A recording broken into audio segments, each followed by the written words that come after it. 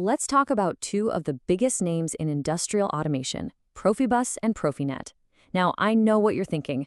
Those names are so similar. But as we're about to find out, they really represent two completely different generations of technology. So what's the deal here? Is the difference just a typo? Or does that one little letter change signal a massive, massive technological leap? Well, that's exactly what we're going to break down. Okay, first things first. Even though they're different, you gotta know they come from the same family. Both of these are standards that were created and are still managed by the same organization, PROFIBUS and PROFINET International. So they share a common DNA, but they were built to tackle very different jobs. Let's start with the original, the OG, if you will, PROFIBUS. That stands for Process Field Bus. This is the classic serial field bus that really got the ball rolling on the whole digital revolution on the factory floor. It was an absolute game changer, simplifying all that crazy wiring and bringing digital communication into the mainstream. And then you have its successor, PROFINET, or Process Field Network. This is the modern Ethernet-based powerhouse. It was literally designed from the ground up for the world we live in now, a world that demands incredible speed, huge amounts of data, and the kind of flexibility you need for today's smart factories. To really get the difference, though, we need to rewind a bit. So let's take a closer look at the protocol that really started it all, PROFIBUS. Can you believe it was introduced way back in 1989? It just took off through the 90s and became this dominant force. And get this, by 2017, there were over 50 million devices installed. That's just incredible. It really cemented its status as a rock-solid industry standard. You could say it's the foundation that so much of our modern automation was built on. So what makes PROFIBUS tick? Well, under the hood, it's running on RS-485 serial communication. It uses what's called a master-slave model, where you have one central controller, the master, that tells all the other devices what to do.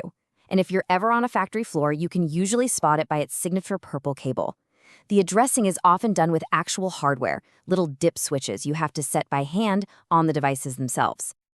But you know how it is. Technology never stands still. The needs of the industry kept evolving. And that set the stage perfectly for the next big step in the journey, PROFINET. By the early 2000s, Ethernet was everywhere, right? It was taking over the world. And the industrial sector looked over and said, hey, we want some of that. So PROFINET was born. It was created specifically to bring all the power of Ethernet down to the factory floor to answer that growing demand for more speed and way more data. And the difference compared to PROFIBUS is just night and day. PROFINET uses standard Ethernet technology. It also uses a much more flexible provider/consumer model. We'll get to that in a sec. You can recognize it by its tough industrial green cable, and it uses connectors you already know, like the RJ45. Plus, all the addressing is software-based, IP addresses, device names, just like your computer network at the office. Okay, so we've met the two contenders. Now for the fun part. Let's put them side by side for a real head-to-head comparison and see exactly where they differ. And wow, when you look at this table, it just screams generational leap. I mean, look at these numbers. The speed, it jumps from 12 megabits per second at best to 100 megs or even a gigabit and beyond. The number of devices you can have on a network goes from a hard limit of 126 to, well, basically unlimited. PROFINET handles way bigger chunks of data and lets you design your network in any way you want. And maybe the biggest one of all, it plays nice with your IT systems, seamlessly. Let me put that speed difference into perspective for you. Think of PROFIBUS as a reliable, single-lane country road. It gets the job done, for sure. But PROFINET? That's a multi-lane superhighway. The amount of traffic or data it can handle and the speed it moves at is just on a completely different planet. This is what makes things like high-speed motion control or real-time machine vision for quality control even possible. And it's not just about raw speed, it's how they talk. PROFIBUS, with its master-slave model, is like a strict classroom. The teacher, the master, does all the talking, and the students, the slaves, only speak when they're spoken to. PROFINET's provider-consumer model is way more dynamic. It's more like a collaborative workshop. Any device can offer up data, and any other device can grab it. They can talk directly to each other without having to go through a central bottleneck. It's just so much more efficient. So, okay, PROFINET is clearly the technical powerhouse here. But how has that actually played out in the real world? let's take a look at the adoption rates and what the future probably holds. You have to respect the legacy. Even today, there's a massive installed base of Profibus, over 60 million active nodes around the globe. That just tells you how reliable and deep-rooted this technology is. It's not going anywhere. It is very much still alive and kicking.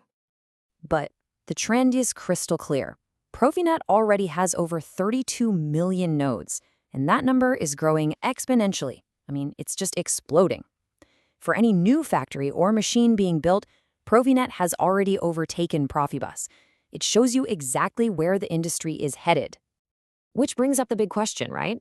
If PROFINET is so much better on paper, why does the old guard still have a larger total footprint? And the answer is actually pretty simple: legacy. Industrial equipment is built to last for decades. Tens of millions of those Profibus devices were installed long before PROFINET was even a thing. And you know what? They're still out there, working perfectly day in and day out. Okay, this is all great stuff, but let's bring it home. Let's make it practical.